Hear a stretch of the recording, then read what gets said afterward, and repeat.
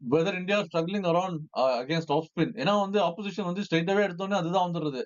எல்லாமே உங்களுக்கு லெஃப்ட் ஹேண்டரா வருதுனாலும் வந்துட்டு ஒரு whether Axar Patel and Washington Sundar stop பண்ணாலும் அதே லெஃப்ட் ஹேண்டர் தான். சடன்லி ஐநோ நம்ம ஒரு மேட்ச் தான் வந்து லைக் கிவன் இந்தியா வந்து T20 வேர்ல்ட் கப்ஸ்ல தொடர்ந்து கண்டினியூஸா ஜெயிச்சதுக்கு வந்து ஒரு மேட்ச் தான் தோத்துருக்குங்க. So it's too early to like இதால வந்துட்டு ஒரு மாதிரி பேனிக் ஆகுது அப்படின்றதுலாம்.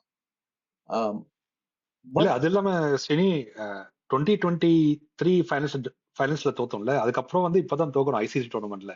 ஆமா. So including champions of middle வந்துச்சுல்ல. ஸோ இட்ஸ் நம்ம சவுத் ஆப்பிரிக்கா வந்து ஒரு ஃபுல் ஸ்டாப் வச்சுட்டாங்க. பட் இது எனக்கு ஒரு சவுத் ஆப்பிரிக்கா பேட்டிங்ல இந்தியா பேட்டிங் நீங்க டீப் ப்ளே பண்ணது மாதிரி ஒரு சின்ன உங்களோட கேட்கணும்னு, வருணை வந்து எப்படி ஹேண்டில் பண்ணணும் நல்லா வந்து படிச்சுட்டு வந்திருக்காங்க நினைக்கிறேன் சவுத் ஆப்பிரிக்கா. அவங்க பாத்தீங்கன்னா நிறைய ஷாட்ஸ் பேக் ஃபுட்ல ஆடின மாதிரி இருந்துச்சு. டேவிட் மில்லராக்கும் சரி ப்ரிப்பேர்டா இருந்தாங்க ஸ்டெம்ஸ் காமிச்சிட்டு.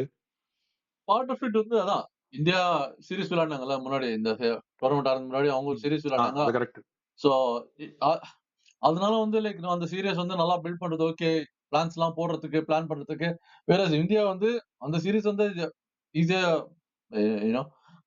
ஜெயிச்சுட்டு வந்து வெதர் நீங்க சொன்ன மாதிரி வந்து கம்ப்ளசண்டா வந்து ஒரு மாதிரி மேபி நல்லது அப்படி நம்ம வந்து இப்ப சொல்ல முடியாது.